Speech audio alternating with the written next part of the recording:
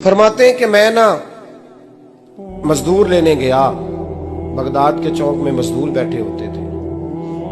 तो मेरी उन मजदूरों में से ना एक नौजवान बच्चे पे नजर पड़ी। बड़ा कमजोर सा वजूद था, लेकिन चेहरे पर इबादत का निशान था। माथा बताता था कि नमाज का बड़ा ख्याल रखता है। मैं उसके करीब गया। चेहरे भी बड़ा कुछ बताते हैं ना, चेहरों में भी बड़ी रानाई होती है। फरमाते हैं मैं करीब गया, मैंने उसको कहा बेटे मजदूरी करोगे? तो कहने लगा मजदूरों में बैठा हूं तो जरूर मजदूरी के लिए ही तो बैठा हूं। तो मैंने कहा कि चलो फिर। कहने लगा नहीं, मेरी कुछ शर्तें। मैंने कहा बताओ? कहने लगा पहली शर्त यह है कि लोग 4 दिनार दिहाड़ी लेते हैं, मैं 3 दिनार लूंगा। मैंने कहा यार बे तो बड़ी बेहतरीन है, बाकी भी इस तरह की रख ले। उसने कहा हुजूर दूसरी शर्त यह है कि मैं आपकी मुकम्मल बात मानूंगा, लेकिन जब अजान हो जाएगी फिर आपकी नहीं सुनूंगा। तीसरी बात उसने ये की कि हुजूर मैं आपके घर में काम करूंगा पर आपके किसी सवाल का जवाब नहीं दूंगा।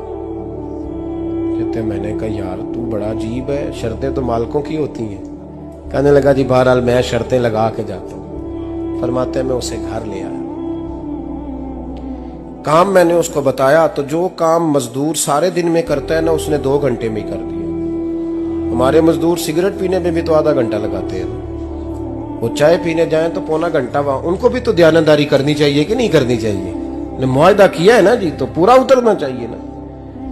कहते 2 घंटे में। अब काम जब बंदा शुरू कराता है तो काम और निकल आता है। कहते काम मैंने उसको और बता दिया, वो करने लगा। उसने मिट्टी निकाल के रखी थी बाहर रास्ते में, तो अजान हो गई जोर की। उसने वहीं कुदाल छोड़ी कही और चलने लगा। तो मेरा बेटा कहने लगा इसको जरा बराबर कर दो। कहने लगे चुप कर जा, तेरे बाप से बात हुई थी। जब अजान होती है तो मैं किसी और की नहीं सुनता, सिर्फ अल्लाह रसूल की सुनता हूँ। कहते मस्जिद चला गया, नमाज पढ़ के आया तो दोपहर का वक्त था। मेरी बीबी कहने लगी इसको को खाना खा ले।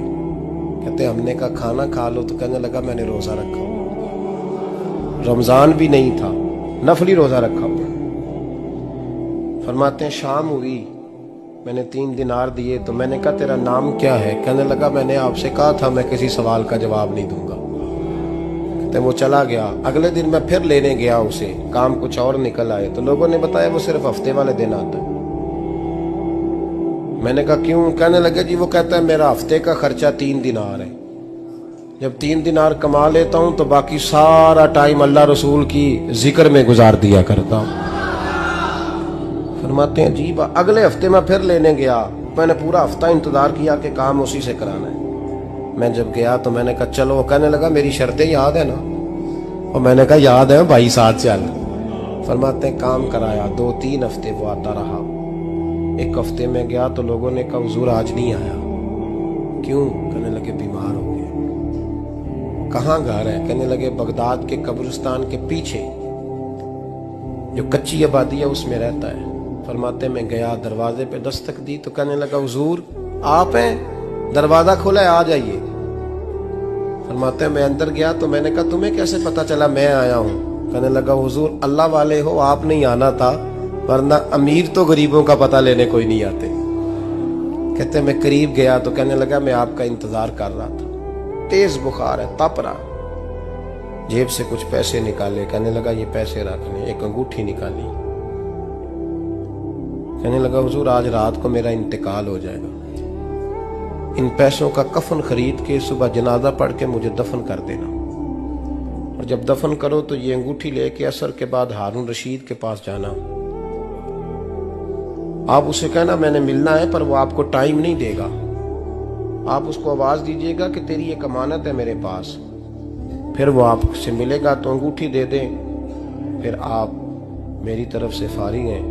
हजरत फरमाने लगे तेरा नाम? और कहने लगा हुजूर वक्त थोड़ा है, आज रात मैंने जाना है, बड़ी लंबी माफी मांगनी है रब करीम से। अगर मुनासिब समझे तो मुझे अपने रब से तन्हाई कर देने। फरमाते हैं मैं आ गया, पर उसकी बातों ने मुझे सारी रात सोने नहीं दिया। फरमाते हैं सुबह बड़ी मुश्किल से सूरज निकला। मैं गया, दरवाजे पे हाथ रखा तो दरवाजा खुला हुआ था। अंदर दाखिल हुआ तो खुशबुएं मेरा इस्तकबाल कर रही थी। जब चेहरे से कपड़ा हटाया तो उसका तो इंतकाल हो चुका। इंतकाल हो चुका है, ऐसे है जैसे किसी का दीदार करके सोया। कहते मैं तो 2 आदमी ले गया था जनाजे पे, पर पता नहीं दुनिया किधर किधर से आई, कहां कहां से। अखां जदों मीटियां जमाना मैनू रोवेगा, अपना ते अपना बेगाना मैनू रोवेगा। फरमाते हैं मैं तो 2 बंदे ले गया था, पर पता नहीं मखलूक कहां कहां से आई। जनाजा पड़ा, दफन किया।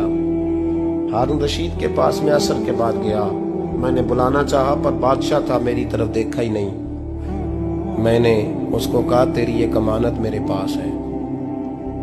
फरमाते हैं वो मुझे कोने पे ले गया, क्या बात है, कमरे में बुलाया, मैंने अंगूठी दी। हारून रशीद तो चीखे मारने लगा, कहने लगा अंगूठी वाला कहाँ है? मैंने कहा वो तो इंतकाल कर गया। कहने लगा मुझे कब्र पे ले चल। कहते मैं कब्र पे लाया तो वो लेट गया, तड़प के रोने लगा। मैंने कहा मेरा कलेजा फट जाएगा, ना उसने कुछ बताया ना तूने बताया, ये कौन था? तो हारून रशीद कहने लगा ये मेरा बेटा था। मैंने कहा तेरा बेटा और मजदूर?